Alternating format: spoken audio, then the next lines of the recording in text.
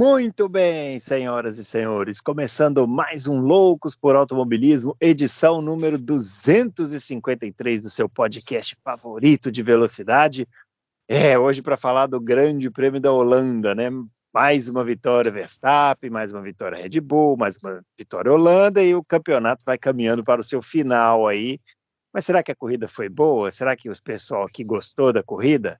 É o que nós vamos saber daqui a pouco. Já chamando o grande Adalto, que já vai aparecer aqui na sua tela. E aí, senhor Adalto, tudo bem com o senhor ou não? Grande Bruno Aleixo, grande confraria. Olha a paisagem do seu Bruno Aleixo. Como diria Inveja. o poeta Chorão, o meu escritório é na praia, eu estou sempre na área. Mas eu não sou da sua laia. Arroba invejoso aqui, invejante. O cara na praia. Enquanto a gente aqui nesse frio, não sei se tá frio aí, mas aqui tá frio, viu, Bruno? Tá frio, né? Porque você sabe que quando a gente fica muitos anos aí na praia, tem uma lei do universo que diz que quando você decide ir na praia, começa a chover e fazer frio, né? Então, tá frio. Mas a gente faz assim mesmo, né, Adalto? A gente é assim, né? A gente não perde praia, né? Ainda mais mineiro, né? Não perde praia. É a lei de Murphy, né? O que pode dar errado, vai dar errado. Né? Exatamente. E aí, senhor Adalto, o senhor gostou dessa corrida aí na Holanda, não? Gostei da corrida. Uma corrida muito complexa para a gente analisar, né? Mas gostei da corrida. Quer dizer, podia ser melhor, mas não foi ruim. Teve alguns lances, teve aí 2 safety cars que ajudaram, né? Teve algumas surpresas aí, uma recuperação aí boa da Mercedes. Teve algumas coisinhas aí que a gente precisa falar, né? Para o pessoal entender. É isso aí. Chamando também o grande Fábio Campos, que já vai aparecer aqui também. Ele que já está aí com a sua bandeira do circuito de Spa-Francorchamps. E aí, Fábio, você gostou da corrida? Eu vou falar, eu discordo do Adalto. Eu não gostei, achei a corrida chatíssima. Muito sem graça, quase dormi. E você, gostou da corrida, não? Olá para você, Bruno Aleixo, olá para o Adalto, olá para os nossos ouvintes que são tão fiéis, né? Sempre acompanhando a gente, sempre mandando aí as suas mensagens, acompanhando, aqueles que ficam ali ansiosos para a hora do programa começar, da hora do programa chegar, subir, né, lá no canal do Auto Race no YouTube. Bruno, assim, eu vou deixar vocês discutirem, eu vou ficar aqui de camarote. Eu acho que a corrida teve um fator de indefinição interessante. Concordo que não foi uma corrida boa de ultrapassagem, não seria, né? Porque a Fórmula 1 a Fórmula 1 tem muito dessa questão, né? De se acontecem ultrapassagens, que tipo de ultrapassagens são. Acho que o ano passado talvez tenha até tido ultrapassagens mais, digamos, admiráveis. Se tiver tido menos, provavelmente foram menos. Mas a gente teve um momento da prova bem específico em que a Mercedes chegou a ser não estou falando nem do safety car virtual e nem do safety car antes disso, em que a Mercedes chegou a botar uma indefinição, um ponto de interrogação na cabeça de quem estava assistindo a corrida. Depois, é claro, a gente vai discutir tudo o que aconteceu, a gente vai discutir, né, quem desmoronou durante a corrida e quem construiu um bom caminho legal. Mas eu acho que a corrida teve um lado interessante. Não é a corrida ideal, isso eu concordo com você. Não é a corrida ideal, mas eu acho que teve sim não foi um marasmo, não. Teve uma indefinição contra o vencedor em alguns momentos que eu acho justo e válida. Eu acho interessante. Tem que ser mais, espera-se mais para Monza, embora Monza, para mim, tem hiper, ultra, mega favorita para ganhar. Não é segredo, não é difícil, mas a gente vai falar sobre isso ao longo desta edição, né, seu Bruno? É isso aí, quem será, né, essa favorita para ganhar a Monza? Ó, os nossos twitters estão aparecendo aqui, o meu @BrunoAleixo80, do Fábio @CampusFB, e o do Adalto, @AdaltoRacing. Essa corrida foi vencida, então, pelo Max Verstappen, segunda vitória dele em casa, né, na segunda corrida dele em casa, então está com 100% de aproveitamento em casa, né, e a festa da torcida, né, até o Alonso, acho que no final da mensagem, nossa, quanta fumaça aqui, né? Que os caras soltam aquela fumaça laranja, né? Muitos fogos. Tem uma simbiose do Verstappen com a torcida nesse momento, assim, que é bonito de ver, né? Isso aí não dá para negar, né, Adão? Não dá. Não dá para negar. O holandês é um povo muito unido, né? Eu conheço, por causa de trabalho, quando eu fazia exportação, eu conheci, cheguei para a Holanda, pra você ter uma ideia, nem Amsterdã eu passei direto, não dá para dizer nem que conheço Amsterdã. Eu fui numa fábrica, né, na Holanda. E acabei fazendo amizade com o pessoal lá, um holandês, vários holandeses, né? Eles começaram a vir muito para cá. E é um povo muito unido, né? Eles são só 12 milhões de pessoas que vivem num país muito pequeno, né? Todos eles falam duas línguas, né? Todos eles falam holandês e inglês. Todo mundo, desde o cara mais humilde até o cara mais rico da Holanda. Não é uma questão econômica isso, né? Isso é ensinado nas escolas públicas, tudo. Eles precisam falar outra língua para eles fazerem negócio. E é um povo muito unido. Eles são muito... É muito legal o que eles são unidos, o que eles se ajudam, o que eles torcem para os esportistas dele, para as empresas deles. Eles são muito patriotas. É bem bacana isso aí. Então, acho que o Verstappen conseguiu pegar bem isso, porque é um vencedor também, né? Que não basta ser... a gente já teve outros holandeses na Fórmula 1 que não... né? Mas ele realmente, porque é um vencedor, é um cara... Então, é isso. Tem uma simbiose muito boa mesmo. A torcida faz uma festa. Dessa vez até exageraram jogando aqueles sinalizadores. Inclusive, um dos sinalizadores, quem jogou, não sei se vocês viram, quem jogou era um cara contratado pela pista como segurança. Filmaram ele fazendo isso. Entendi. É isso aí. Esse cara tá ferrado, perdeu o emprego e vai ter que mudar de país, eu acho. E aí, Fábio Campos, e esse Max Verstappen, agora ídolo aí da Holanda, né? Lembra muito, assim, a gente, né, já teve no Brasil, né, pilotos que representavam o país e tal, né? Aquele momento, assim, eu, por exemplo, não vivi isso, né? Não peguei essa fase. Mas os holandeses estão sabendo viver essa fase aí com o Verstappen, né? Primeiro de tudo, qual fase o senhor não pegou? A fase dos brasileiros com pilotos vencendo corridas, né?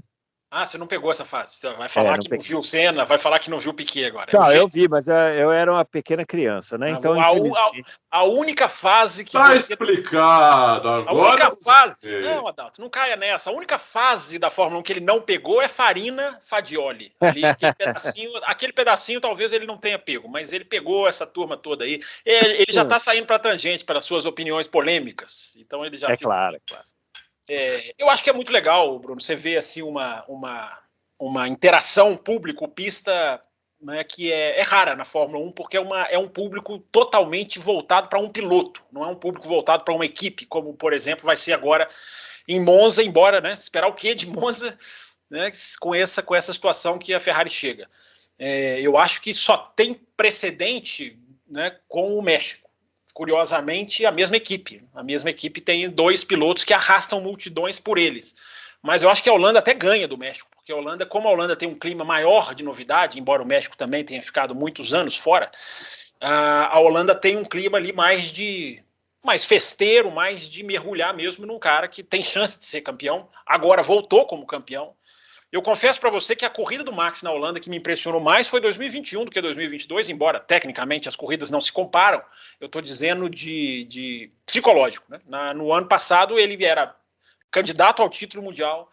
É curioso, porque depois de 15 provas do ano passado, a diferença era de 2 pontos. E eu falo isso para torturar mesmo, com crueldade mesmo. Você pensar que no ano passado, depois de 15 provas, eram 2 pontos de diferença. E o cara ali brigando por um título pela primeira vez, com toda a frieza, passou por aquele final de semana na Holanda, que era novidade, né? Você ter uma corrida para você. Não é uma corrida, né, para uma equipe A, B ou C. Não é? A Alemanha não ia dessa maneira atrás do Schumacher. A Espanha talvez atrás do Alonso, mas era uma coisa um pouquinho mais diluída. Os holandeses vão absolutamente trajados de laranja para o Verstappen. Então, eu acho que passar por isso ano passado foi mais impressionante, porque era a primeira vez, porque tudo foi montado por causa dele, tinha atrasado um ano por causa da pandemia, e ele passou por aquilo ali absolutamente incólume, para usar aqui aquele português categórico, né? Ele passou incólume. Esse ano foi diferente, esse ano já é campeão do mundo, já corre com o número 1, enfim. Nesse termo psicológico, eu acho que tem essa diferença que a gente pode ressaltar.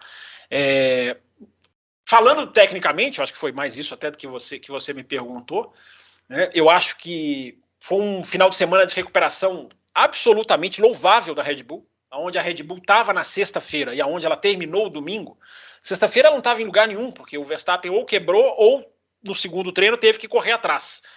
O Pérez absolutamente perdido, o trabalho de simulador que todas as equipes fazem foi muito forte na Red Bull nessa de sexta para sábado. Os caras conseguiram ali fazer um ajuste que não parecia, digamos, fácil e chegaram com essa força toda. São muito fortes, a Red Bull já vai aniquilando essa questão de pista, retas, tração, curvas, Ferrari, isso aí já vai virando, vai cada vez mais desaparecendo, né? Porque a Red Bull vai passando por cima disso tudo, embora agora a gente possa dizer que a rival da Red Bull não é mais a Ferrari. A Ferrari já não é mais a rival da Red Bull, a gente já tem 3 corridas para a gente concluir isso. A gente já pode pegar a Hungria, se a gente lê Hungria, se a gente lê Spa, se a gente lê Zandvoort, a Ferrari já não é nem a segunda força do campeonato. E é uma coisa que é importante falar quando a gente for falar da Ferrari. Eu vou deixar para a hora que a gente chegar lá, para não furar a pauta, mas tem muita coisa para a gente falar da Ferrari, além do pit stop, da estratégia, de comando e outras cositas mais. Isso que você falou da Ferrari não ser mais a segunda força também é uma coisa que eu fiquei pensando ao longo da corrida, né? Que a gente vê a Mercedes e conclui que, com todos os problemas que a Mercedes começou o ano, né? Ela parece uma coisa assim, bem sólida nesse momento, como a segunda melhor equipe. Tá, eu ainda acho longe da Red Bull, acho distante da Red Bull, não sei se vocês concordam comigo, mas é acima da Ferrari. E aí, Adalto? Então, a gente tem algumas coisas aí que são difíceis de explicar. De fato, eu acho que essa diretiva técnica pegou mesmo na Ferrari. A Ferrari perdeu desempenho. A Ferrari que tinha um desempenho muito parelho com a Red Bull ficou para trás. E a Mercedes ganhou desempenho, né? Ganhou principalmente nessa corrida, onde inclusive ela teve o melhor desempenho de todos, o melhor ritmo de corrida a corrida inteira foi do Hamilton e segundo foi o Russell. Só depois que veio o Verstappen, né? Explica isso aí para nós. O que é que você chama assim, de ritmo de corrida? Só para a gente entender. Assim, Boa, âncora! Porque é aquela coisa que a gente estava conversando, né? Inclusive, bom, se você for pensar que uma corrida a modalidade em que ganha aquele que é mais rápido desde do início até o fim, chega na frente de todo mundo, então, em tese, você pensaria, bom, então quem teve o melhor ritmo de corrida ganharia a corrida. Então, você que você tem que tirar várias coisas daí. Você tem que tirar pit stop, tem que tirar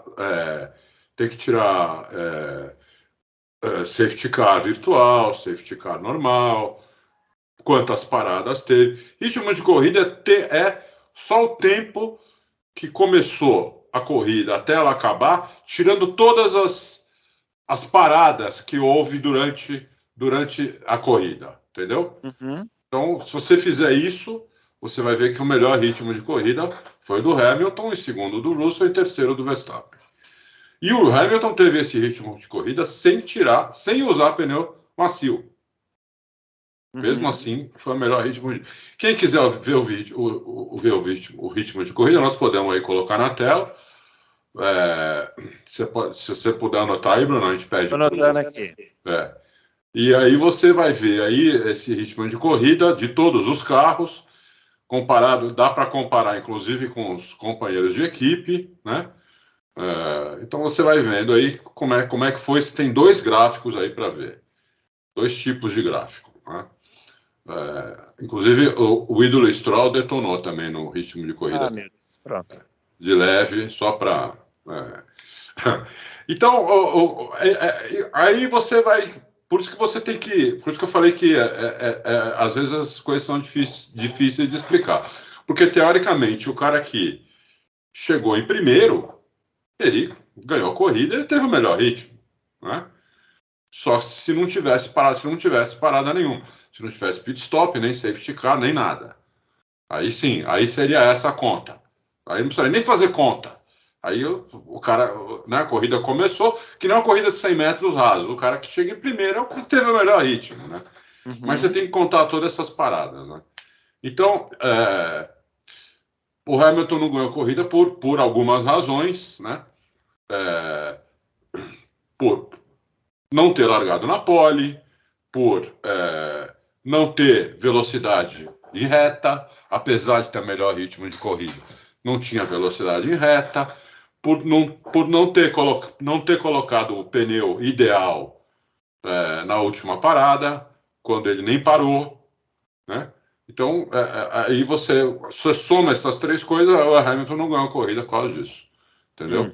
Então, talvez o principal tenha sido o safety car, porque a Mercedes ali não ia mais fazer parada, a Mercedes saiu para pôr o pneu branco depois e não parar mais, né? Então a gente não sabe o que ia acontecer se não tivesse nenhum daqueles safety cars lá. Podia ser até que a Mercedes vencesse a corrida com uma parada só, né? Eu estou ouvindo, é só porque eu tive um pequeno acidente aqui, mas pode falar. Uma parada só, por exemplo, ajuda no ritmo de corrida, porque você para uma vez a menos do que os outros, entendeu? Então ajuda no ritmo de corrida. Você tem um ritmo de corrida até melhor. Mas não deu para fazer isso, teve aquele safety car, tudo, o pessoal trocou pneu, a Mercedes também colocou um pneu ali que pretendia ir até o fim, né? E estava muito bem com o pneu branco, estava com um ritmo ótimo de pneu branco, né? E, inclusive um ritmo surpreendente até, né? Eles alguns momentos ali eles eram os mais rápidos da pista com pneu branco, entendeu? Então era realmente impressionante. Mas não tem velocidade reta, né? Perde muito, podemos até falar por que não tem velocidade reta, que não tem nada a ver com o motor também, né? Todo mundo faz essa ligação direta, né? Que no caso aí não é direta, né? A Mercedes vai mal de reta por outras razões, porque tem muito mais arrasto, né? Ela tem que ir com mais asa, a gente tem foto também para colocar, ela tem que ir com mais asa, porque o assoalho dela dá menos efeito, dá menos downforce do que dá o assoalho da Red Bull, que a Red Bull vai colada no chão, a Mercedes, se for colada no chão, o carro não para de fazer, então tem que levantar. Nós colocamos imagens disso também, né? Até o assoalho da Mercedes dá mais arrasto que o assoalho da Red Bull, né? Então a Mercedes perde na reta por dois tipos de arrasto que a Red Bull tem muito menos, né? Que é a asa traseira e o arrasto do assoalho, que é pouco, né? O assoalho é a peça que mais dá downforce e menos dá arrasto, mas dá um arrasto, né? É pouco, mas dá. Então a Mercedes tem muito arrasto do assoalho e tem um arrasto enorme da asa. Por isso que lá na Bélgica até eles falaram que parecia que tinha um paraquedas no carro. Isso é arrasto, né? Então o arrasto ele prejudica na reta, né? O downforce ajuda nas curvas e o arrasto prejudica na reta, porque ele é uma resistência que o carro tem que transpor do ar, né? Quanto menos arrasto você tiver, menos tem essa resistência, mais rápido o carro vai na reta. Então a Mercedes tem muito arrasto, né? Por causa da asa traseira, que é mais angulada, é maior, né? Então é complicado. Por isso que a Mercedes toma fácil na reta. Tomou 10 km da Red Bull, 7 da Ferrari. Toma, não tem jeito, entendeu? Não, da Ferrari não foi tanto, mas da Red Bull foi 10 km por hora. E a ultrapassagem a ultrapassagem do Verstappen, do Vespa em cima do Hamilton, vocês lembram? Foi sem DRS. Não foi de DRS. Sim, bem na relargada. Pôs do lado ali, por fora e tchau. Deu um tchau ali. O Hamilton demorou para apertar o botão ali, mas apertou. Teve a potência toda. Isso é papo furado aí que não teve. Lógico que teve. Ele demorou um pouco mais do que devia, mas ele teve essa potência, né? E mesmo assim ele tomou, e 2 voltas depois o Russell tomou com o pneu vermelho também, entendeu? Eu não lembro nem se o já tinha liberado o DRS ou não, quando o Verstappen passou o Russell também na reta, fácil também. Não lembro. Eu não lembro também. Não lembro se tinha liberado ou não, mas com o Hamilton eu lembro que não tinha liberado, porque foi logo na relargada, né? Ele relargou e já passou. Ele passou primeiro o Russell, depois o Hamilton, não foi isso? Ou não? Não, ele passou o Russell durante a corrida. Isso. A volta 28. Depois, como o Russell parou e ele também, e só o Hamilton ficou na frente, aí no final ele passa só o Hamilton. Exatamente. O Russell ele tinha passado antes, não foi depois. Foi antes, Mas o Fábio, ele usou o DRS para passar o Russell? Não, usou muito, porque foi no meio da corrida, foi na volta 28. Mas o Russell não estava com DRS naquela hora? Não. Ele passa de passagem. Essa ultrapassagem está, inclusive, nos perfis oficiais da Fórmula 1. Tá. É que eu não lembrava se... Eu lembrava da ultrapassagem, mas não lembrava se o Russell estava de DRS ou não. É isso aí. Então Vamos lá, e aí, Fábio Campos, e essa Mercedes, é a segunda força ou não é a segunda força? Eu acho que hoje, nas últimas 3 corridas, sim. Só que agora a gente vai para Monza, onde eu acredito que vai ser uma catástrofe, embora tudo que eu acredito acontece o contrário. Então vocês podem esperar uma vitória da Mercedes em Monza. Mas a favoritíssima, a gente vai agora para uma pista em que volta a eficiência aerodinâmica a ser o fator. Você pode tirar a asa, é uma pista que vai ser... Quem quica sofre, porque zebra é alta, eu prevejo um passeio a lá Spa, embora eu não posso me contradizer, né? Características técnicas de pista / carro hoje estão em segundo plano. Se chove, se não tem sexta-feira por bandeira vermelha, se a pista emborracha, se algum carro solta óleo e a pista tem que ser, enfim, tem que ser jogada aquele pó, enfim, isso muda completamente a situação, vide Áustria, vide várias outras que a gente viu. Claro que teoricamente agora, a Red Bull deve passear e a Mercedes deve sofrer, porque é muito claro para mim que aonde tem reta, a Mercedes sofre. Aonde não tem reta, a Mercedes não sofre. Você pegar o ano inteiro, você vai pegar certinho, quase que literal, todas as pistas, você vai pegar uma exceção aqui, outra ali. Esse é o sofrimento da Mercedes. A Mercedes tem 2 grandes sofrimentos. Velocidade reta, como o Adalto explicou, não é motor. Aliás, a gente fala aqui no Loucos há quanto tempo, né? Mas é incrível que as pessoas continuem dizendo isso. É o atualizar o software. As pessoas não atualizam o software. Elas estão ainda num pensamento dos anos 80, 90. Não só o motor hoje não é o que mais faz a diferença na velocidade final, e é muito mais asa e altura, até porque hoje o efeito solo joga a propriedade do ar mais para baixo do carro, evidentemente, por isso que ele chama assim. Como o motor hoje, a enorme diferença que o motor hoje faz é no começo da reta, não é no final. Hoje o motor hoje a gente já cansou de falar aqui. O motor que se destaca é o motor que tem o inglês chamado deployment. É o motor que despeja energia. É o motor que solta a parte elétrica. É o motor que é mais eficiente. Isso é muito difícil de você medir a olho nu. Mas as pessoas ainda acham que o speed trap, que é legal, é bacana de analisar, a gente usa aqui várias vezes. A gente discute aqui o dos sábados, do domingo, qual que é, mas ele não é indicação pura de motor. Ele não é. Indicação pura de motor hoje, ela é descoberta por GPS, por cálculo de asa, por contraposição de fotografia. É assim que os caras descobrem. Então, sim. E o curioso da Mercedes, isso esbarra numa coisa que a gente falou semana passada, o tal do muda o projeto, não muda o projeto. Vem com side pod, não vem com side pod. Isso é muito curioso, porque a gente acha que uma diretiva técnica vai mudar o jogo. A gente acha que uma asa flexível, que vai ser mais rigidamente fiscalizada, vai mudar o jogo. O carro é um conjunto. A Mercedes não tem side pod. Teoricamente, era para ser uma flecha na reta. E não é. Não é. É um dos mais lentos de reta. A Williams reverteu o projeto. A Williams também não tinha side pod, não era tão gritante como a Mercedes. A Williams trocou o projeto aerodinâmico e agora tem 2 side pods a lá Rubinho, que está aqui. A lá carro do grande Rubinho. Mas você sabe o que tá. Você sabe o que está pegando ali tá dando muito arrasto no carro da Mercedes também, por causa da ausência do side pod? os pneus traseiros. Sim. Estão dando um arrasto animal, que eu acho que a Mercedes não esperava isso, entendeu? Esse pode ser um dos segredos, né, Adalto? Porque é aquilo que a gente falou da Red Bull em Spa. Por que a Red Bull foi tão superior em Spa? Talvez por não levantar tanto o carro, porque tem justamente a extremidade do assoalho perfeita, que permita fazer. Então, essa extremidade do assoalho é que vai rebater no pneu traseiro. Como você está falando, não é o pneu, a circunferência, a borracha. O Adalto está querendo dizer que é ali onde desemboca o problema, não é o pneu exatamente.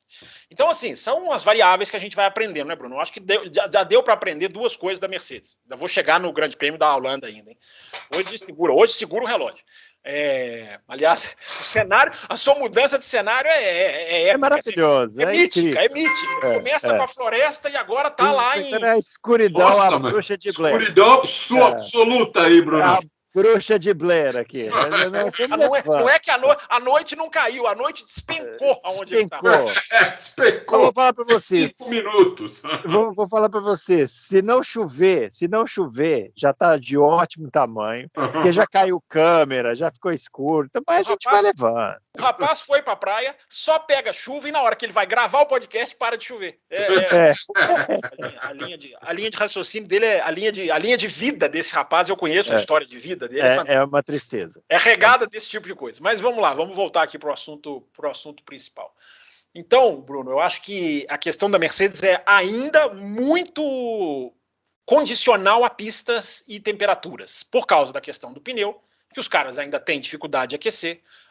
Por que foram tão bem na Holanda? Porque a Holanda tem muita curva. Muita curva, você aquece melhor o pneu. Você está ali justamente fazendo o movimento da pista, que é muito melhor para você aquecer o pneu. E você tem um drag, um arrasto enorme, e você, numa pista como a Holanda, você vai se dar bem.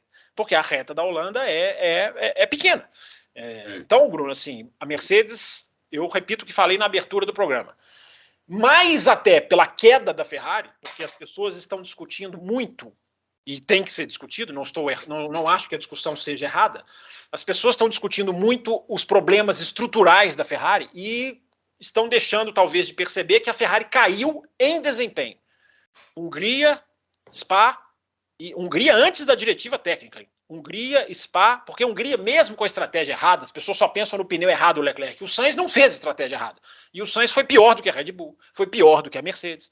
Então a Ferrari tem um declínio técnico, mas a gente vai falar daqui a pouco da Ferrari. Então é por isso que eu acho que a Mercedes, por essas e outras, eu acho que a Mercedes já está ali. Eu acho que o grande ponto que eu acho positivo para a Mercedes, eu acho que na hora em que ela tinha o pneu branco, na hora que os dois foram para o pneu branco, ali volta 29, 30, 31, a Mercedes conseguiu tirar tempo da Red Bull de pneu médio. Impressionante isso. Pneu médio da Red Bull já usado, ok, claro que isso pesa, mas isso não era fator em outras provas. Isso era fator de detalhezinho que nem faz a diferença. Agora não. Fez uma diferença as Mercedes tirarem ali, a partir da volta 32 até a 40, mais até um pouco, as Mercedes tirarem tempo do Verstappen, elas de pneu branco e o Verstappen de pneu amarelo, que para mim foi enorme influência para o Sérgio Pérez. Para mim, o Sérgio Pérez, a Mercedes pode ter se inspirado na Renault, que apostou no pneu branco com correção. O pneu branco ganhou vida, ninguém apostava no branco na sexta-feira. Impressionante, né? O pneu branco virou, assim, a solução de todos os problemas, né? Na Hungria foi aquela coisa maldita, né? Agora aqui mas o branco agora era o C4. E houve, Bruno, aquilo que eu estou falando, né? Estou aqui falando de favorito para Monza, mas estou fazendo aquele super asterisco. As condições de asfalto têm feito diferença no jogo. Foi por isso que o pneu branco ganhou vida. A Red Bull andou com o pneu branco. Essa informação, na sexta-feira com o Pérez, não tinha o Verstappen. O Verstappen, quando depois que quebrou no TL2, estava correndo atrás, não se achou também. A Mercedes jogou meio que fora todo o acerto de pneu branco para trabalhar com o médio. É o que eu falei do simulador lá na madrugada. Assim, não, pneu branco esquece, não vamos usar. No domingo esse pneu ganhou vida. Por quê? Porque a pista emborracha demais em Zandvoort. Porque Zandvoort é areia de praia. Não é só o Bruno que está na praia. Zandvoort também está na praia. Aliás, eu acho que o Bruno está em Zandvoort, não está querendo dizer para nós. Quem sabe? Não está querendo falar para nós, para a gente não rever honorários. Eu acho que ele está em Zandvoort, porque a areia da praia em Zandvoort, ela tá ali na pista, você vê carro que fritou pneu, mas não é nem que saiu a fumaça, saiu areia quando tentou ultrapassar por dentro, em alguns momentos na reta. Então isso quando a pista tem essa sujeira, o emborrachamento é muito mais rápido, a melhora é muito mais aguda. Então eu acho que isso aí fez muita diferença. Eu acho que a Red Bull, independente do que dizem os gráficos, porque eu acho que é o seguinte, eu acho que a Mercedes optou por uma estratégia diferente da Red Bull. A Red Bull foi para a estratégia da velocidade, a Mercedes foi para a estratégia alternativa. Até chegar lá no safety car, que depois nós vamos discutir. A Mercedes pode ter executado a sua estratégia alternativa tecnicamente mais próxima do ideal do que a Mercedes, do que a Red Bull. Mas a Red Bull era o carro mais rápido da pista. Isso para mim não há a menor dúvida. A Red Bull era o melhor carro do domingo. Tanto que na hora que chegou na hora que a estratégia sumiu, na hora que foi a hora de ir, né, pro vamos ver. Não tem mais troca de pneu, né? Que Isso, a gente viu. Acabou. A gente viu o que aconteceu. Eu acho que a Mercedes tem coisas positivas, não me convence, porque eu ainda acho que a condição de pista é muito influente. Vamos ver em Monza agora, eu acho que vai ser muito difícil para eles, mas eu acho que tem esses bons traços de melhora que a gente consegue identificar, principalmente nessa questão do ritmo com o pneu branco. Os caras começaram a tirar a volta. Agora, última coisa, se não há o safety car e o virtual safety car, a gente ia ter um desenho de corrida que era Red Bull com 2 paradas, Mercedes com 1, Verstappen chegando nos 2, ia chegar muito rápido, porque ia ter um pneu mais novo, e aí o ponto de interrogação da corrida era, vão conseguir segurar? Para mim, impossível, mas era o ponto de emoção da corrida. Esses caras vão segurar um Verstappen chegando com tudo? Enfim, é a estratégia que os caras optaram e executaram bem a estratégia deles, embora eu acho que a Red Bull venceria de qualquer maneira. Mas o Verstappen ia ter que vir detonando o pneu com uma parada a mais, são 20 segundos que ele perde, né? Ele ia ter que vir detonando o pneu, né? Então tem que ver essa também, se o pneu ia aguentar. Porque eles não iam usar o branco, eles iam usar outro, né? Com o amarelo que eles usaram. Ou o vermelho, não sei. Esse pneu ia detonar, porque a pista lá, ela é bem gasta bastante pneu, como fala? Às vezes me some a palavra. Abrasiva. Então, ia ser interessante. Mas foi até interessante, né? Podia ter sido mais. Eu acho que para essa corrida ser melhor, eles tinham que fazer uma reforma, como eles fizeram na Hungria, tinham que aumentar a reta. Entendeu? Sim. Eles aumentaram essa reta. Tem espaço geográfico ali, Adalto, para aumentar. Não é igual Kyalami, que está presa num bairro. Ali tem espaço para você esticar. Se tem. Dava para aumentar 1 quilômetro, se eles quiserem. Mas mais 400 metros, aí sim, aí você fazia a Tarzan 400 metros depois, ia ficar muito parecido com a Hungria. Punha os DRS ali depois da curva 2, tirava esse da curva 10, que não serve para nada, né, entre a 10 e a 11, já serve para nada aquele DRS lá, e nada é a mesma coisa. Então, tirar... serve para aproximar, né, um pouquinho ali. Aproxima pouco. Para mim é muito melhor ele servir para aproximar do que para ultrapassar, viu? Vou falar com vocês. É isso. Eu acho que podia aumentar um pouco essa reta aí. Não vejo problema nenhum. Agora, o problema é esse aqui, Adalto. Né? Mas os caras aumentando a reta podem colocar mais arquibancada? Por que não? Lógico. Porque, veja bem, eles gastaram uma puta grana lá para fazer essas 2 curvas inclinadas. Uhum. Principalmente o curvão ali. Puta grana que foi aquilo. Aquilo, para mim, é uma besteira. É uma besteira total. Não tem ultrapassagem. Você não gosta da curva inclinada? O Jenson Button falou uma coisa interessante, Adalto, que vai na linha do que você está falando. O Jenson Button, ele andou com o carro do James Hunt, de 75, a Heskett, do Heskett, quem é que fala? 75, Heskett? Heskett. Eu não sou da época, desculpa. Bruno e Adalto, sim, que são dessa época. Sim. Eu sempre chamei de Heskett, mas tá certo, Heskett. Enfim, o Jenson Button andou, fez uma homenagem ao James Hunt, enfim, 30 não. Foi 75 que ele ganhou, façam a conta aí. Enfim, homenagem à vitória do James Hunt. E o Jenson Button foi perguntado, e aí, Button, o que você achou? O que você acha dessa curva inclinada? O Button falou assim, é muito legal, mas facilita. Ela facilitou muito para a Mercedes, porque o carro que não tem aderência, ou que não está com o pneu exatamente à temperatura ideal, ela segura. A curva inclinada segura. Mas enfim, só fazer esse parênteses. Vai. Todo mundo faz ela pé cravado, fácil. Então, mas a outra é legal. A outra é legalzinha. A outra é legal. Mas facilita do mesmo jeito, né? Facilita do mesmo jeito. Mas é legal visualmente. Tem uma variação ali de traçado. Ó. Teve aquela hora que o Hamilton ficou preso atrás do Vettel, que o Pérez tentou vir por dentro, aquela briga. Aliás, a briga Pérez e Hamilton foi a briga mais bonita da corrida. Não sei se vocês concordam comigo. Foi legal a briga. Se eles tivessem gastado dinheiro, em vez de fazer essa curva inclinada, alongar a reta, aí eu gastava um dinheiro melhor, entendeu? Mas, Bruno, a curva 3, você sabe que ela só é inclinada porque ela ali não tem espaço nenhum de área de escape para esticar ali.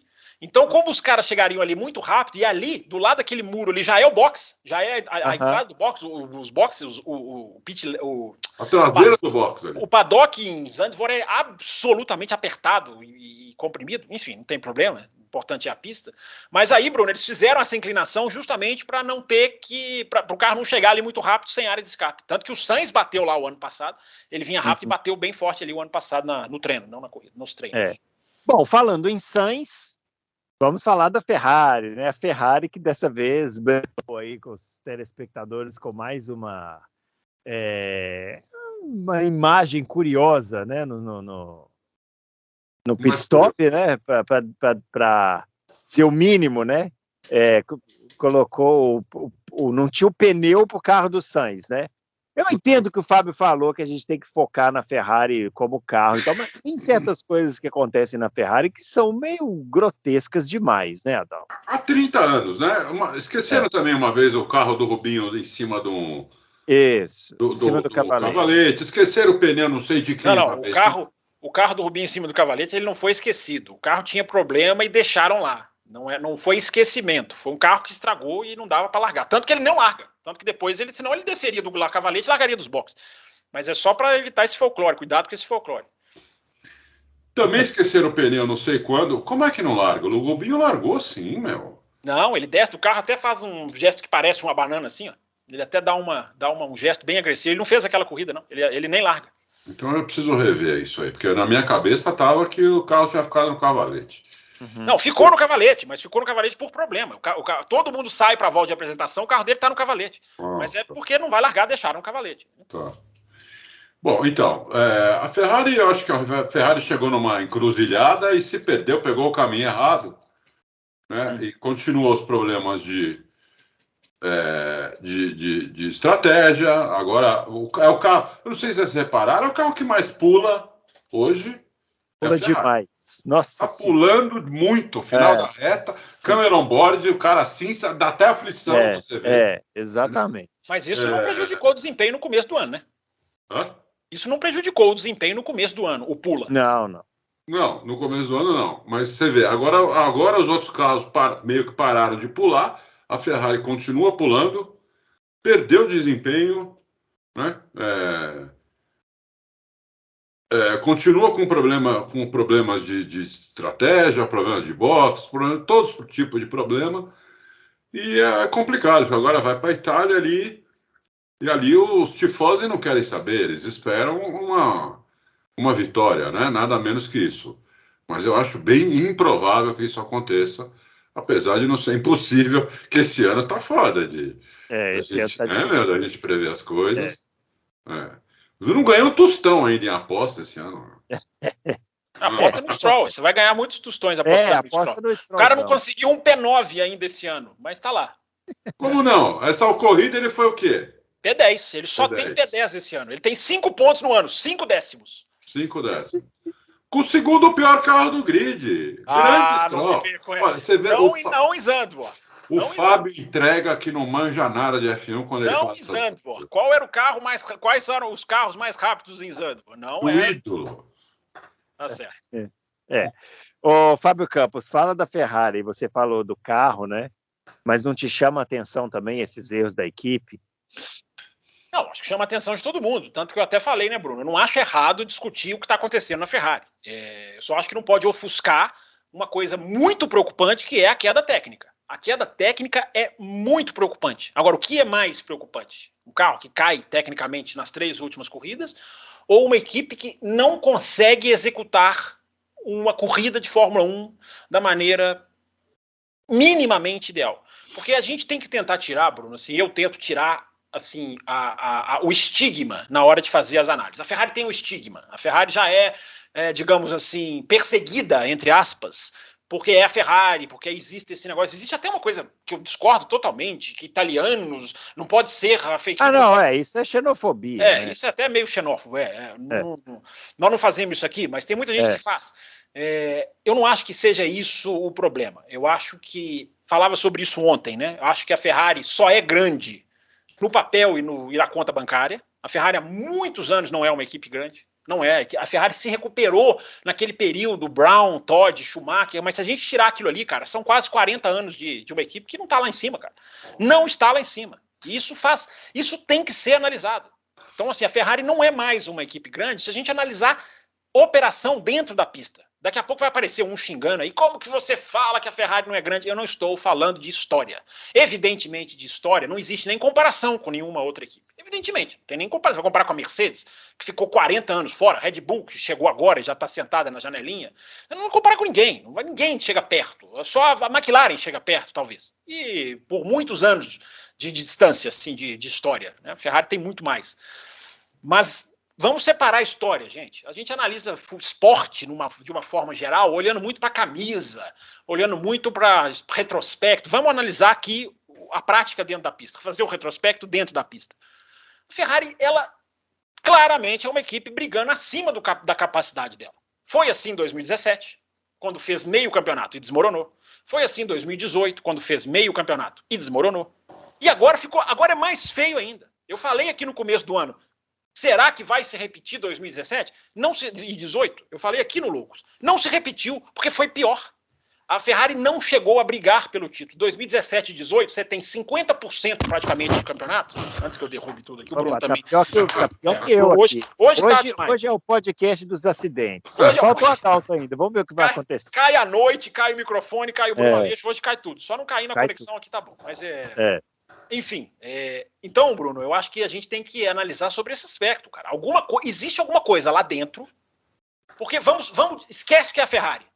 Equipe de Fórmula 1, todas correm com carro branco, sem patrocínio. O que está acontecendo com a Ferrari? É uma equipe que não consegue o básico de cumprir o trabalho de executar uma corrida de Fórmula 1. É só pensar assim. A Ferrari ela contribui para a diversidade na Fórmula 1. Ela contribui, o Hamilton fala que tem muitas equipes que precisam contribuir com a diversidade. A Ferrari contribui, porque ela é um erro diferente a cada final de semana. Então a diversidade, a Ferrari está diversificando. Um dia é erro de pneu, um dia é erro de moto, um dia é erro de estratégia, um dia é erro de parar na hora que não precisa, um dia é erro.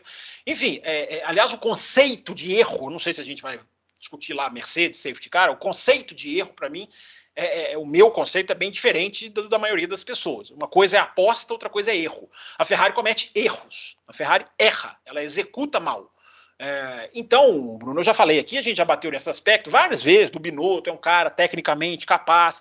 O Binotto tinha que ser um James Allison na Ferrari. Ele tinha que ser o James Allison da Ferrari. O Adrian Newey, embora o Adrian Newey seja prancheta, projeto, desenho, mas ele tem que ser o capitão técnico da Ferrari. A Ferrari precisa ter um capitão que mate no peito, como o Christian Horner mata, com todos os seus defeitos, como o Toto Wolff mata, com todos os seus defeitos e suas qualidades. Ambos têm muitas qualidades também, isso ninguém nega. Precisa de alguém... Os melhores, disparado. Precisa de alguém matar no peito, porque me parece, é uma impressão de quem está de fora, Bruno, que é assim, poxa, estamos errando.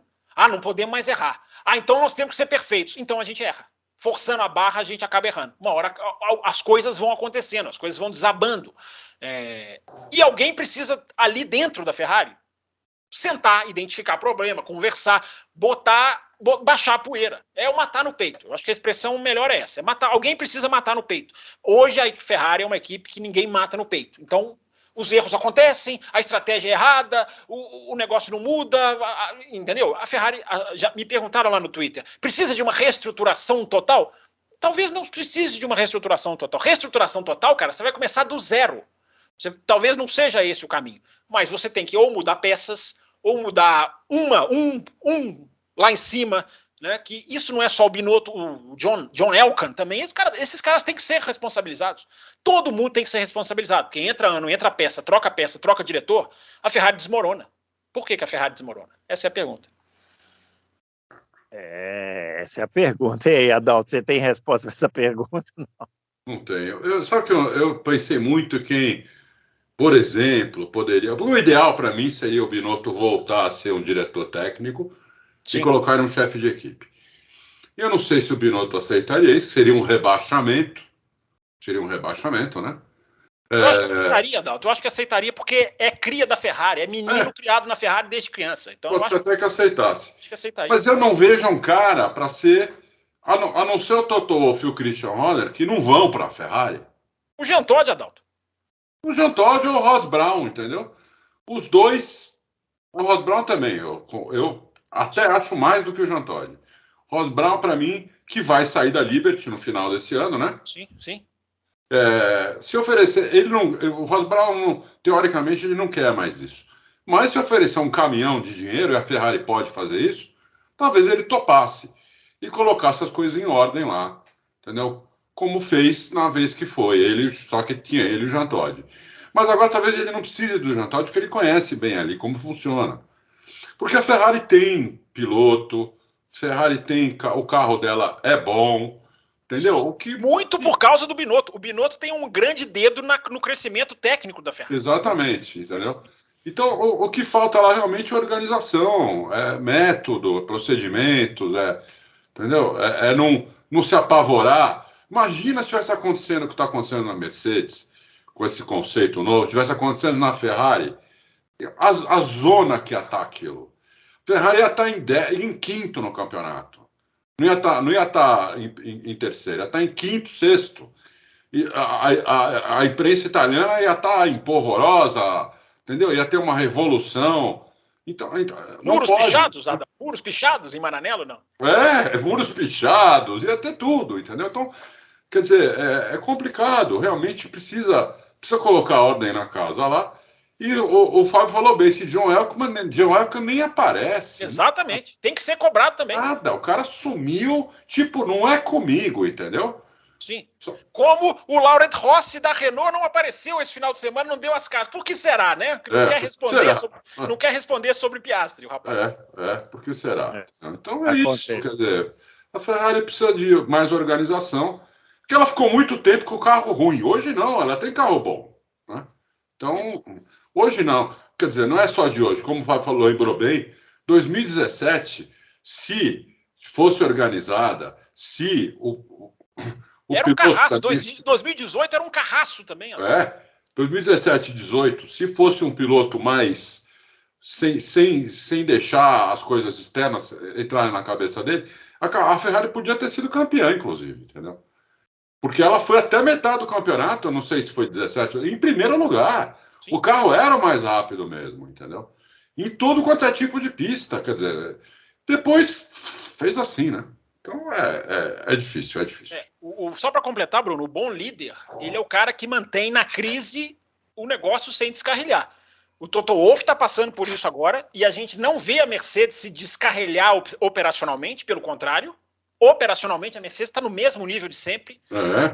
E a Red Bull passou anos comendo o pão que o diabo amassou. E não perdeu seu DNA. Não. Então, alguém tem que trazer esse DNA para a Ferrari. A Ferrari hoje não tem. E eu repito o que falei ontem lá no café. É triste ver a Ferrari virar meme. Eu acho triste. Eu não acho legal. Ô, Fábio, a Red Bull chegou num ponto que ela está rejeitando a Porsche. Sim, sou eu. Se quiser vir, vem nos meus termos. Exatamente. Adalto, você vai se lembrar, no Japão, em 2017 ou 2018, o Christian Horner entrando nos motorhomes da Mercedes para conversar sobre motor. Da Ferrari, é uma situação quase de humilhação. Olha como os caras reverteram isso. Impressionante como os caras reverteram isso. Uma empresa de energético. Uma empresa de energético, quer dizer, é impressionante, né? Porque eles contrataram uma porrada de nego lá para fazer motor, inclusive tiraram metade da turma da Mercedes, e agora a Porsche quer chegar lá com o motor dela, que vai colocar no carro, e o carro não anda, e se o carro não anda? E não vai andar no primeiro nem no segundo ano, não vai andar na frente. Até não a vai Honda, fazer milagre. Até a Honda, Adalto, o Christian Horner foi perguntado pela Sky Sports na sexta-feira, mas pode ser a Honda, então? O Christian Horner falou, o nosso navio já zarpou. Já zarpou, O nosso navio já zarpou. Quem quiser vai ter que entrar na nossa condição. Olha que coisa surreal, né? Surreal. Surreal. Rejeitando motores. Os caras que ficaram com o Pires na mão. Ficaram com o Pires na mão, exatamente. Ó, deixa eu falar uma coisa. Vou falar um pouquinho da Red Bull. A Red Bull tem... Só um minuto. Peraí. Só um minuto. Vai falando da Red Bull, eu vou dar uma sumida, porque eu vou ter que buscar um carregador aqui, porque a situação está ficando muito perigosa. Se o Bruno chegar até o final, quem cai primeiro, Binotto ou Bruno? Essa é a dúvida. Mas eu volto. Vai falando aí da Red Bull. Ó, aí depois vocês podem falar, se voltar. Vocês podem falar também do Lando Norris, que é uma coisa importante. O Lando Norris, não sei se vocês repararam, mas ele é o primeiro do resto. A McLaren tá mal, não sei o que. O Lando Norris é o primeiro do resto no campeonato.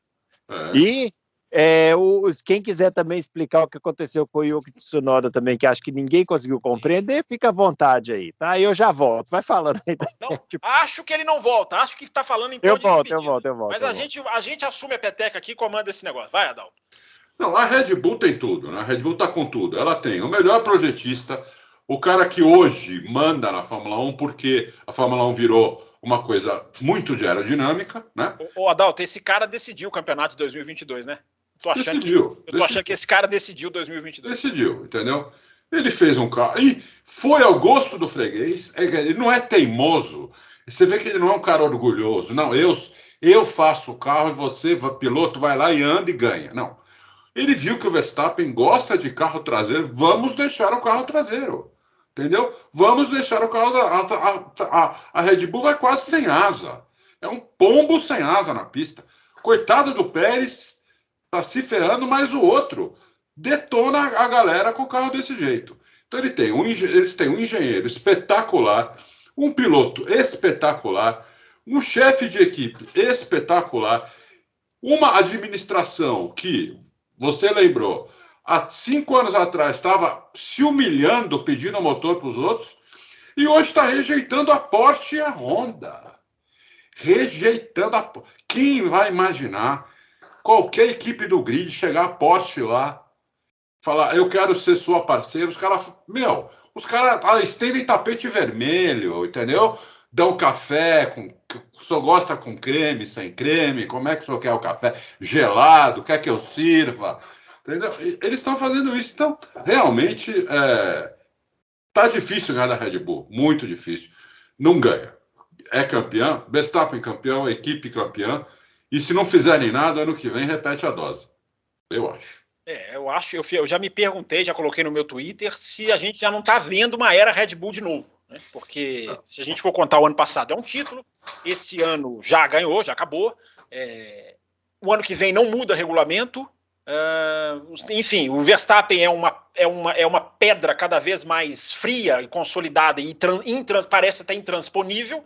Impressionante como ele, né? Eu acho que nesse confronto com o Hamilton nesse final de semana fica claro que ele está um dedo acima, né? Porque aí o cara demorou a colocar. Isso faz parte da pilotagem, gente. É a discussão lá do Senna, que é claro que o braço do Senna é incomparável, mas pilotagem é mais do que isso. Então, se o cara demorou 1 segundo para despejar a potência do motor, ele falhou. É uma falha, é uma coisa que ele tinha que ter feito. Né? E teve outra coisa que eu acho que ele falhou também, Fábio. Eu acho que ele falhou quando... Eu até coloquei no meu vídeo de domingo isso, né? O Russell, quando ele foi avisado que eles iam passar por dentro do pit lane e que eles não iam trocar pneu, o engenheiro falou isso para ele, nós vamos passar por... E você não vai parar. Ele falou, opa, peraí. Ele questiona 2 vezes, por que não? Peraí, por que não? Vamos parar sim, vamos colocar o pneu macio. Sim. Falou isso, a equipe teve 15 segundos para responder e aceitou. Depois ele fala de novo, não sei se você já viu a transcrição dos rádios, foi publicada hoje, depois ele fala de novo, vamos macio. O que nós temos a perder? Ele pergunta. Isso, então... E enquanto o Hamilton confiou totalmente na equipe, porque o Hamilton não foi avisado que não ia parar. Né? Eu peguei lá, o Hamilton só foi avisado que iam passar pelo pit lane. E não falou se ia parar ou não. Vai passar pelo pit lane. Agora, quando você passa pelo pit lane, quando o pit stop é por safety car ou virtual safety car, os ingleses chamam até de cheap pit stop, é um pit stop barato. Quando você está passando no pit lane, é praticamente um pit stop de graça.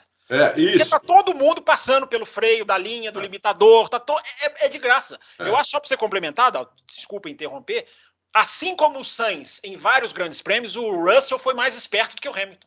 Foi, mas eu até tenho uma desculpa para o Hamilton, que é a seguinte: eu acho que nem passou pela cabeça dele que a Mercedes ia fazer essa cagada. Quando falou, vamos passar pelo pit lane, acho que ele passou. Cagada. Não foi cagada da Mercedes. Nós vamos parar, nós vamos trocar pneu. Já todo mundo vai passar pelo pit lane. Já estou aqui em primeiro, vou me garantir, entendeu? Ele estava em primeiro já, porque o Vespa já tinha parado antes. Né? Então, o Hamilton já estava em primeiro. Né? Então daria para fazer. Acho que nem passou pela cabeça. Ele confia na equipe, está lá há 9 anos.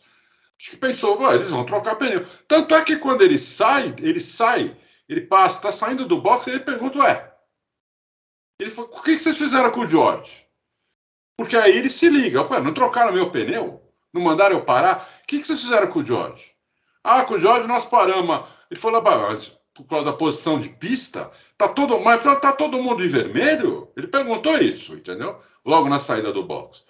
Tá todo mundo de vermelho? Aí começou a corrida e até me falou, vocês me fuderam, pô, entendeu?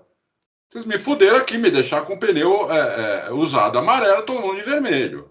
E ninguém tinha pneu vermelho novo. Então não é que o Hamilton não tinha, os outros tinham. Não, ninguém tinha.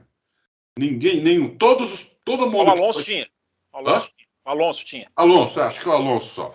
Mas os que estavam ali disputando em primeiro, o Hamilton, o Verstappen, o Russell e Leclerc, não tinham pneu novo vermelho, né? Só tinham usado. Então daria para colocar no Hamilton. Acho que nem passou isso pela cabeça dele. Sabe? Ele falou, eles vão trocar o pneu. Quando viu que não trocar, imediatamente ele falou, peraí, o que vocês fizeram com o George? Entendeu? Nós paramos. Ele diz claramente, eu tinha um escudo pro Verstappen. Ele queria um escudo. Por isso que eu acho que não é o problema, não é a Mercedes. Eu acho que a Mercedes não é um erro da Mercedes, é uma aposta da Mercedes. Agora, ele se enfurece na transcrição de rádio quando ele vê os boxes preparadinhos ali pro Russell e aí ele perde o escudeiro, porque ele queria um escudeiro para ficar entre ele e o Verstappen. Mas o Russell foi muito esperto. O Russell fez uma coisa que eu acho totalmente válida. Mas enfim. Totalmente. O Russell foi muito esperto. Mas eu acho que o Hamilton não falou isso para a equipe porque ele não imaginou que a equipe não ia fazer isso. Acho que ele não imaginou. Confiou demais na equipe, entendeu? Que aí eles iam trocar o pneu. Porque a Mercedes não é possível para achar que ele ia segurar o Vespa com um pneu mais duro e mais usado. Não é possível. Eu achei uma cagada da Mercedes impressionante. Não, eu não achei não. Não achei não. Eu acho que a Mercedes jogou em duas frentes. Eu acho que a Mercedes fez exatamente... Quando você está na situação da Mercedes, você não tem mais por que lutar por segundo e terceiro. Você tem que tentar ganhar a corrida. Mas daria para trocar o pneu dos dois. Mas se você entrega as duas posições, os dois, você larga com os dois atrás da Red Bull, sem velocidade reta, para mim você entregou a prova. Botar os dois carros atrás da Red Bull, para mim, é entregar a prova. E não parar nenhum dos dois carros e deixar o Verstappen atrás com um pneu favorável, mais favorável, é entregar a prova. Então, eu acho que é uma aposta que não deu certo. Fizeram uma aposta. Um vai tentar segurar e o outro vem com um pneu que talvez dê uma chance. Acho que a Red Bull ganharia, repito, a Red Bull ganharia de qualquer maneira. A Red Bull ganharia de qualquer jeito. Mesmo que o Hamilton tivesse parado, ela ganharia. Eu falei isso no vídeo. Mas eu achei que eles deviam ter trocado o pneu do Hamilton. Eu acho que botar os dois atrás da Red Bull era entregar. Um tenta segurar e o outro tenta vir. Era o suspiro que dava de alguém que não tem. Aí teve alguém lá no Twitter meu que falou assim: erraram porque ficaram atrás do Leclerc. Não é essa a questão. Os caras não fizeram uma estratégia. Os caras foram por tudo ou nada. Por tudo ou nada. Na minha opinião, isso tem que ser diferenciado. Uma coisa, Bruno Aleixo, que já voltou, tá caladinho aí, e Bruno Aleixo e Adalto. Uma coisa, pra mim, é erro de procedimento, erro de estratégia. Parar e perder uma posição quando você dá para você ir até o final, no meio de uma corrida solta, como o Sainz em Paul Ricard, é erro. Colocar um pneu que a fabricante de pneu fala que não está funcionando, é erro. Parar no box sem estar o pneu pronto, essas coisas para mim são erros. Outra coisa é aposta. Cara, vamos pro tudo ou nada, vamos dar um tiro. Apostas dão certo ou dão errado. Essa aposta deu errado.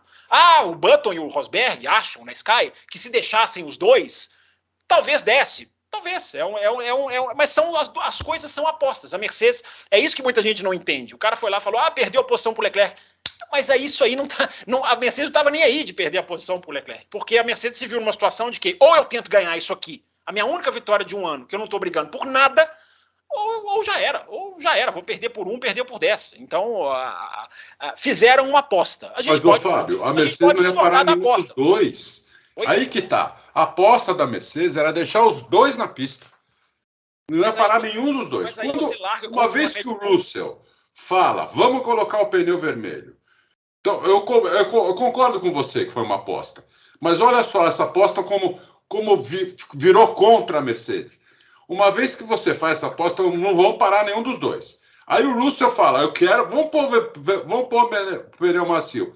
E eles põem, aí eu achei que eles puseram no carro errado. Então eu devia pôr nos dois. É aí que eu achei que eles erraram, entendeu? Porque eles jogaram em duas frentes. Eu tenho um carro com posição de pista, que essas coisas às vezes fazem a diferença, e eu tenho um carro que, se ele segurar, o de trás tem um pneu que está no pau a pau. Eu acho que jogaram em duas frentes. Eu acho, é tudo achismo, gente. Eu não estou aqui cravando nada. Tudo achismo, eu também acho. Eu acho que botar os dois carros para largar atrás da Red Bull era fim, e botar os dois carros atrás da Red Bull, mesmo com pneu igual, para mim era fim. Vamos tentar uma coisa maluca, uma coisa diferente, que é importante dizer isso aí que você falou, Adalto. Veio do Russell. Isso tem que ser colocado. O Russell foi esperto. Façam comigo isso. Os caras pensaram. Então, porque a impressão que eu tenho é que eles não iam fazer isso, tá falando? Eles iam manter os dois sem trocar pneu. O Russell falou assim, peraí, eu quero trocar. E o Hamilton não. Isso irrita demais o Hamilton. Irrita demais o Hamilton. Mas o Hamilton tá jogando um jogo agora que ele não tá acostumado há muito tempo, né?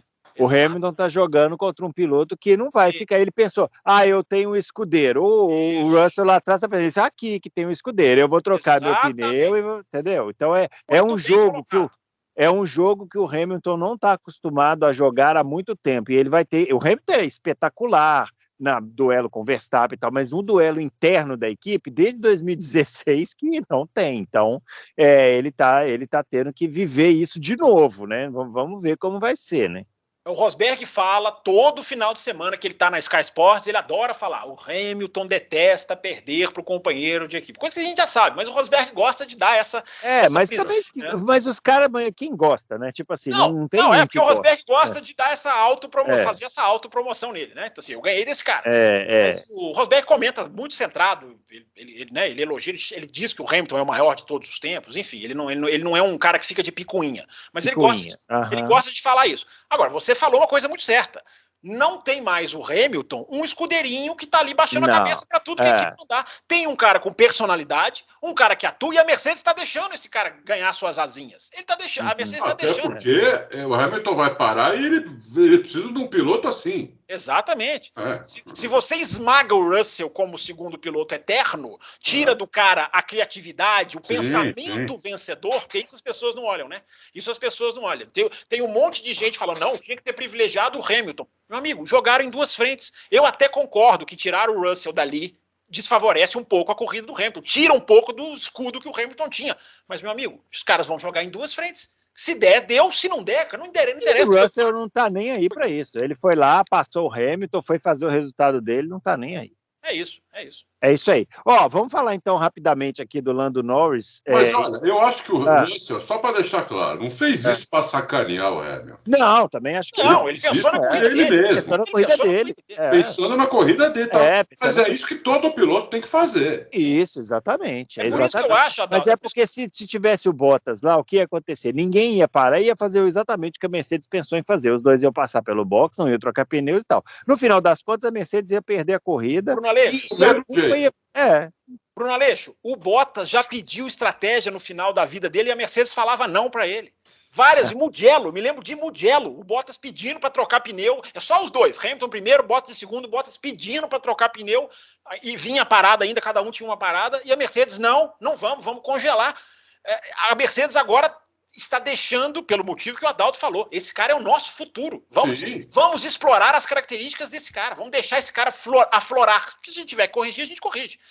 Então, esse é o jogo. Por isso, Adalto, que eu não acho que a Mercedes errou. A Mercedes aceitou uma estratégia alternativa com o Russell, que possa ter diminuído, sim, a chance do Hamilton, mas que botou, pelo menos, um cheiro ali na cabeça do George Russell. Não, tem. É verdade. Pode ser mesmo. O Hamilton talvez devesse, na próxima, acho que o Hamilton vai falar, eu quero o pneu, ou não quero, entendeu? O Hamilton vai ter que voltar a pôr a cabeça para funcionar de um jeito que ele não funcionava desde 2016, entendeu?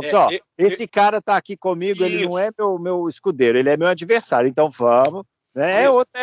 Eu tenho que brigar com 19 pilotos, não com 18. Exatamente, tem que brigar com 19, é isso aí. Queria falar rapidamente do Lando Norris. Que é tão pegado ao Lando Norris, assim, o que te impressionou no Lando Norris? Conta para nós. Porque eu fui parar para olhar a tabela de classificação com um pouco mais de atenção. Apreciar. E eu notei que o Lando Norris é o primeiro do resto. O que eu chamo de primeiro do resto? É o líder do campeonato se você tirar Mercedes, Ferrari e é o líder do campeonato se você tirar 6 pilotos. É o campeonato B. Então, assim, me parece, com todos os problemas que a McLaren teve no final desde o início do ano, a gente olha para o Norris assim na corrida e fala assim, o Norris já não é mais o mesmo que a gente estava acostumado a ver, mas talvez seja, né? Eu não digo talvez ele é sim. A McLaren só está atrás da Alpine na classificação porque o Ricardo não anda. Isso. Chegou em penúltimo agora dos que chegaram na pista, entendeu? Uhum. Porque se ele estivesse andando junto com o Norris, a McLaren estava na frente da Alpine. Se bem que o que a Alpine fez esse final de semana, para mim, é assustador para quem é McLaren, né? Porque na pista de curva, a tendência da Alpine é reta. Monza, os caras devem vir fortíssimos. Numa pista que não tem reta, os caras fizeram o que fizeram. Para mim, esse jogo já virou para a Alpine. E o outro que eu gostaria de falar é o glorioso japonês Yuki Tsunoda, que teve um problema esquisitíssimo, ninguém conseguiu entender, porque ele parou, aí ligou o carro de novo, voltou, foi no box, aí que saiu, os caras prenderam ele de novo, voltou para parou de novo. Enfim, alguém pode explicar o que aconteceu com o Tsunoda aí? Porque estão levantando que foi uma armação da Red Bull para parar a corrida naquele momento e tal. Para mim não foi armação nenhuma, deu problema no diferencial. O Tsunoda, dentro do carro, ele até chegou a falar, tem uma roda aqui que o pneu não a roda não encaixou, alguma coisa está errada. Depois ele chegou a falar em diferencial. Ele falou em diferencial. Quando ele saiu do box. Aí a equipe ali, parece que na hora ali não viu que era o diferencial, mandou ele voltar e ele voltou, mas eu não acho que foi nada de sacanagem, não teve nada. Mas a pessoa levanta isso muito na internet, então parte da imprensa publicou isso, mas dizendo que foi levantado pelos fãs na internet. Levantar foi mais do que isso, né, Adalto? Levantar, questionar é uma coisa. Atacar, como atacaram lá a engenheira da Red Bull. Mas aí é fã, né? Pegaram a engenheira da Red Bull. Como você vai controlar esses caras? Aí é a parcela doente, né, da sociedade. Rapaz, o que tem de doente, entendeu? Então, aí não tem como controlar esses caras, né, meu? Não tem. Né? Você vê aí, a gente vê isso no dia a dia. O que tem de louco, que não é controlável... Basta a gente falar vacina... Já aparece gente máscara. Você lembra quando a gente mostrou máscara aqui? Vamos ser xingados, Bruno? Vamos lá, vamos aumentar o número. Eu uso máscara, viu? O engajamento. Máscara, pessoal. Eu uso máscara, tá? Agora vamos falar que o meu partido político é tal. Adalto também usa máscara. Quem me xingar tem que xingar o Adalto hoje também. Quero ver quem é macho pra xingar o Adalto. Vou contar uma coisa. Terça-feira passada, uma semana atrás, foi a primeira vez, desde que começou a pandemia, que eu fui num evento, numa festinha de uma amiga nossa aqui, minha e da Bini, mais da Bini, né? De muitos anos. Foi a primeira vez que eu fui, porque absurdo. Ela fez a festinha ao ar livre na casa dela, ela fez fora da casa. Que absurdo. Senão... porque eu não fui em nenhum evento, nada, nenhuma festa. Vocês não caem nessa história de Adalto Silva. O negócio dele é série, é filme, é NBA, é televisão. Ele não saiu porque não é por causa da pandemia. Ele não saiu. O negócio dele é... A pandemia foi a desculpa perfeita, né? Vamos ali na padaria. A pandemia tá rolando. Essa mesmo que nós fomos terça-feira passada, o ano passado fez festinha, tudo. Não vou, não tem jeito, não vou. Não vou no GP Brasil, já decidi. Agora, deixa eu perguntar uma coisa para vocês aqui. Só falar da AlphaTauri rapidinho. Então, eu não sei se é a mesma coisa, mas a gente estava falando do Tsunoda, né? A AlphaTauri e tal. Os caras estão falando no Colton Herta, né? Colton Herta. O Marco falou que já contratou. Fez um acordo, né? Fez um acordo. Condicionado à superlicença. Sim. E você já viu um monte de chefe de equipe dizendo aí que não quer que dê a superlicença? Então muda a regra, isso é um absurdo. Tanto o Gunther Steiner já falou isso, quanto aquele da Alfa Romeo, aquele francês que faz... Fred Vasseur. Isso, esse Vasseur que arrogante. Imagina se esse cara foi chefe de equipe de uma equipe grande. Ia ser um nojo. Porque ele já é um nojo sendo chefe da Alfa Romeo. Que isso, ele é um ótimo chefe da arte, a ART das categorias de base, ganha tudo lá, um ótimo chefe de equipe. Sim, mas é um nojo como pessoa, né, meu? O cara é um nojo. Eu não sei, não conheço, aí não sei. E vamos ver. Eu achei que você viu, o Helmut Marko foi lá falar com o Herta, brincadeira. Falam do Pirata, mas eu gosto do Pirata, viu, meu? O Pirata tem umas tiradas, eu gosto dele, meu. Mas é estranho, né? Porque o Colton Herta, só para passar a informação correta aqui, nesse momento, a Indy vai para a última corrida, né? Agora nesse final de semana. 5 pilotos na disputa pelo título, o Colton Herta não está entre eles. O Colton Herta está em 8º lugar no campeonato. Então é um pouco... Pela Indy ele não conseguirá a superlicença. Não conseguirá. Não, esse ano. Não, mas a FIA pode dar se quiser. Existe lá uma cláusula que eles podem dar se eles quiserem. Se eles acharem que o cara tem condição, como deram para o Verstappen, se bem que naquela... Não, mas peraí, não tinha na época, não existia a pontuação. Não tinha. Mas ainda pode, quer dizer, ainda pode. Eu acho que deviam dar, entendeu? Porque o Gasly já está na Alpine, meu. É pro lugar do Gasly o Herta, entendeu? O Gasly já foi, entendeu? Então, eles não esses caras que eles têm hoje nas categorias de base, eles não confiam, então...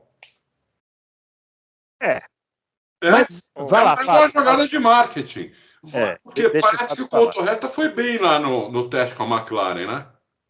Eu não sei.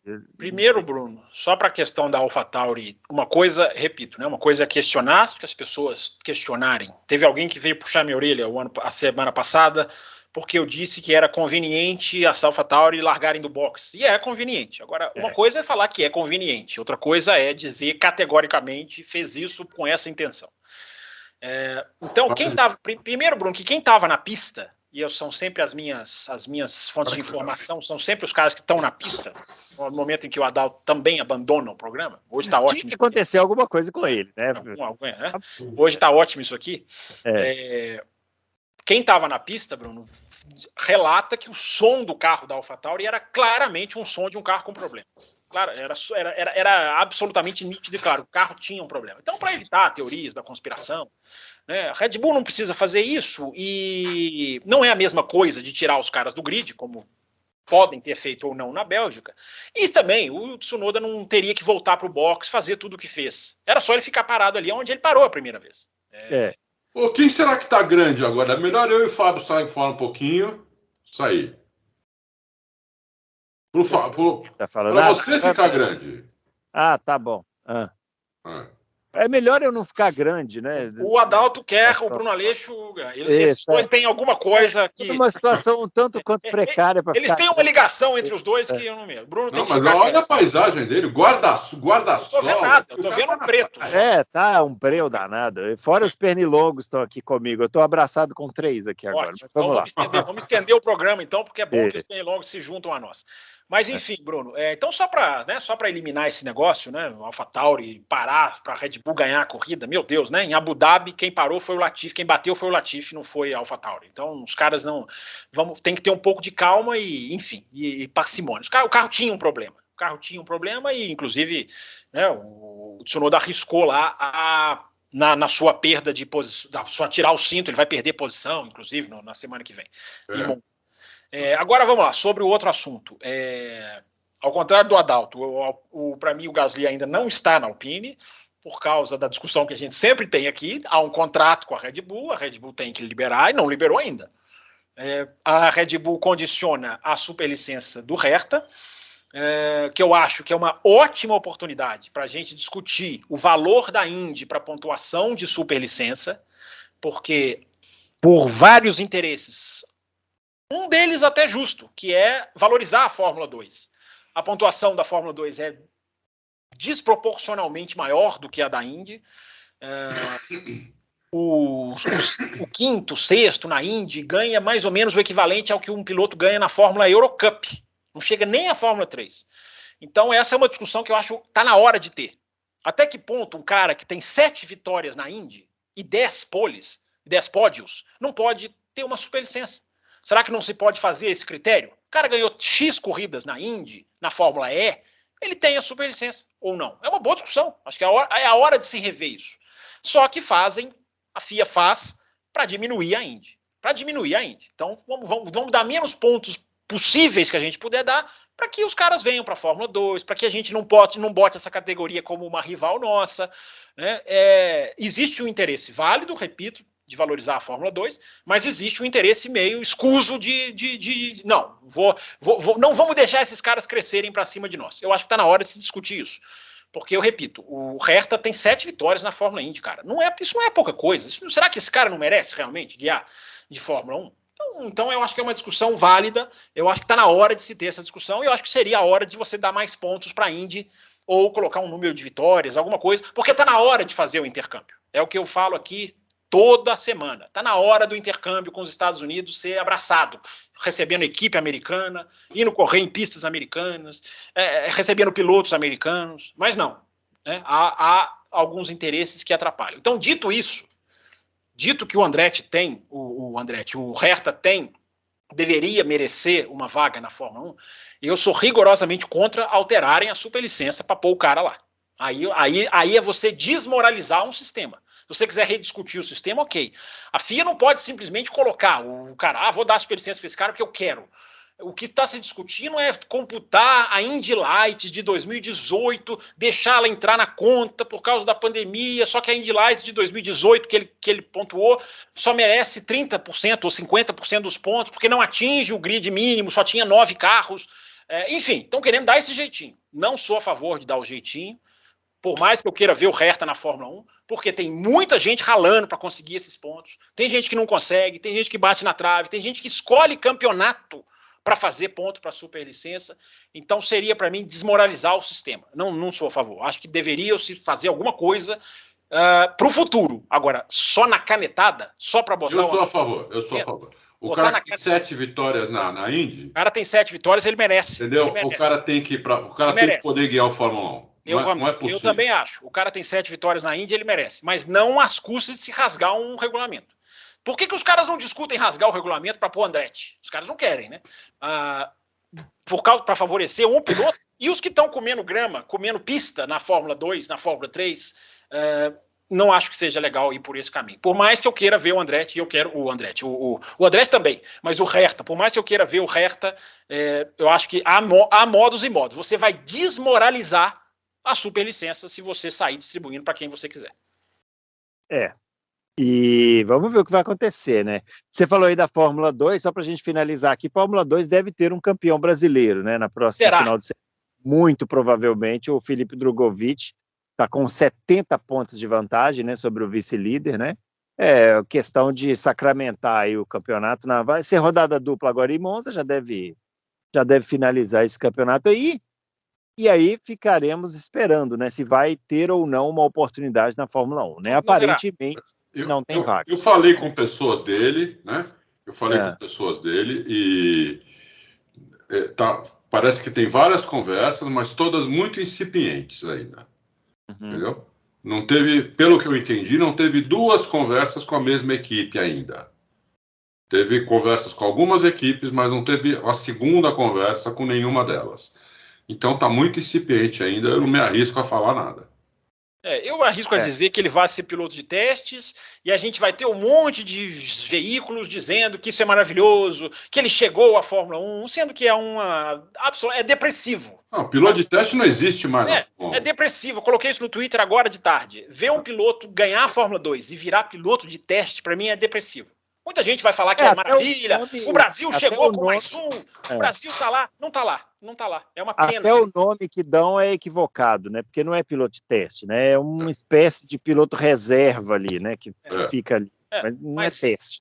Mas eu coloquei no Twitter hoje, Bruno, retuitei a resposta do Domenicali, que apareceu na cabine da Sky Sports na Holanda, quando perguntado: precisamos de mais times na Fórmula 1, não precisamos, Domenicali? Ele: não precisamos. Então eu coloquei para as pessoas se lembrarem disso, quando verem um piloto bater na trave, ganhando a Fórmula 1. O quarto, em 3 anos, vai ser o terceiro em 4 que ganha a Fórmula 2 e não vai para a Fórmula 1. Será que não tem uma coisa errada aí? Tem muito errada, e sem nenhuma perspectiva, né?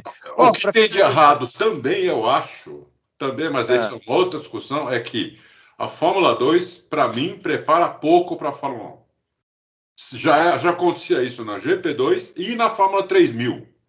Né? A diferença de carro é muito grande, eu acho que tinha que ser um pouco menos, tinha que ser menos grande a diferença. Entendeu? Mas o Russell passou lá, o Leclerc passou. Não, lógico. Lá, que ela prepara, mas eu acho que ela tinha que preparar melhor. Eu acho que dava para ela preparar melhor se ela tivesse um carro mais potente e com efeito solo agora, nem que fosse um efeito solo padrão da Lara para todo mundo, mas um carro com mais potência, pelo menos 100, 150 cavalos a mais e efeito solo. O carro, você vê a corrida on-board, o carro parece uma tartaruga perto do Fórmula 1. É muito mais lento. As reações do carro é lógico que não, mas parece que se você estivesse guiando, você ia ter aquela reação. Você ia conseguir segurar um carro que escapou a traseira ou não, porque é muito lento. Entendeu? Eu acho que eles têm que pensar em melhorar a Fórmula 2 para preparar melhor para a Fórmula 1. Deixa esse carro da Fórmula 2 sempre foi mais lenta que a Fórmula 1. Sempre foi mais lenta que a Fórmula 1. Não, mas é muito mais. Não é velocidade, não é um carro mais rápido que vai preparar o piloto. É um carro técnico. É um carro técnico. Quanto mais rápido, mais difícil de você levar ele no limite. Não, o carro pode ser mais lento e ser mais difícil de guiar. Enfim, eu já vi 16 corridas de Fórmula 2 na minha vida. Não é lento, como você está dizendo. Posso garantir que não é lento. Eu acho lento. É muito mais lento que Fórmula 1. É 15 segundos, toma 15 segundos. Enfim, toma ali essa diferença de tempo que para mim é natural de uma categoria de base. Agora, nós vamos dizer que a Fórmula 2 não prepara pilotos? Olha o que saiu de lá. Saíram vários. Eu não falei isso, eu não falei que não prepara, eu falei que podia preparar melhor. Sim. Lógico que ela prepara, mas quem prepara? Qual categoria no mundo prepara melhor do que a Fórmula 2? Se tivesse um carro mais arisco, um carro mais rápido, um carro mais parecido com a Fórmula 1, que não tomasse 15 segundos, tomasse 8, 7. Não 15. Não é velocidade, Adalto. Os caras estão correndo com o mesmo pneu da Fórmula 1. Os caras estão correndo nas mesmas pistas da Fórmula 1. Os caras estão ali no ambiente da Fórmula 1. Enfim, é uma categoria de base. Tanto não prepara bem que os caras são campeão e não vão para a Fórmula 1. É por causa porque não prepara bem. Você vê o Leclerc. Se fosse realmente muito ruim. O nosso amigo que agora está fazendo a McLaren fez esse rolo todo para colocar. O cara que vem ganhando tudo na primeira temporada precisou de um rolo absurdo para poder sentar na McLaren ano que vem, senão era mais um ano de piloto, sei lá do que. É piloto assistente do chefe de equipe, porque esses pilotos reservas ficam ali em pé, do lado do chefe de equipe, olhando o monitor. Mais vaga, né? Tem que ter mais vaga. Porque a culpa é da Fórmula 1, não é da Fórmula 2. A Fórmula 2 está pondo os caras para correr. Eu acho que prepara mal, podia preparar melhor. Para a gente finalizar aqui rapidamente, a Fórmula Indy nesse final de semana vai ter a decisão do campeonato, 5 pilotos na disputa, mas assim, na prática são 3, né, que é o Will Power, Joseph Newgarden e o Scott Dixon, que estão separados por 20 pontos, né, lembrando que a Indy Ora, mas cadê o Marcos Ericsson, que era líder do campeonato? O Marcos Ericsson tem chance matemática, ele está em 4º lugar, mas ganhará. Já são 40 pontos, né? São 39 pontos de desvantagem, aí complica um pouquinho, mas, né, é possível, né? É possível. Vai ser em Laguna Seca a decisão, e vamos ver, né? Esse final de semana correram em Portland com a vitória do Scott McLaughlin, com o Will Power em segundo, Scott Dixon em terceiro, e a Indy agora vai para sua última corrida. Favorito para lá é o Colton Herta, né? Que é família ali. Sempre anda bem lá, né? Nossa senhora, tem algum segredo ali que é impressionante, né? O pai dele ganhava todas ali, quase. Mas está fora da disputa. Muito bem, pessoal, é isso. Chegando ao final do nosso Loucos para o Automobilismo, aqui de uma maneira um pouco improvisada, mas a gente vai levando, né? O importante é levar o conteúdo para vocês aí. Ó, na quinta-feira a gente volta com a edição de perguntas e respostas. Não se esqueça de deixar sua pergunta lá que a gente vai responder. Você podia terminar o programa dando uma panorâmica. Pega a sua câmera e dá uma panorâmica. Não vai dar para ver absolutamente nada a não ser os pernilongos, mas quem sabe na quinta-feira a gente abre o programa, né, com uma panorâmica. Vamos tentar. É uma boa ideia, vamos tentar. Muito bem, pessoal, um grande abraço para todo mundo. Não se esqueça de deixar o joinha aí no nosso vídeo e a gente volta essa semana ainda com mais Loucos para o Automobilismo. Um abraço, valeu! Muito bom. É o Fábio que tá gravando, né? Opa, é mesmo? É mesmo.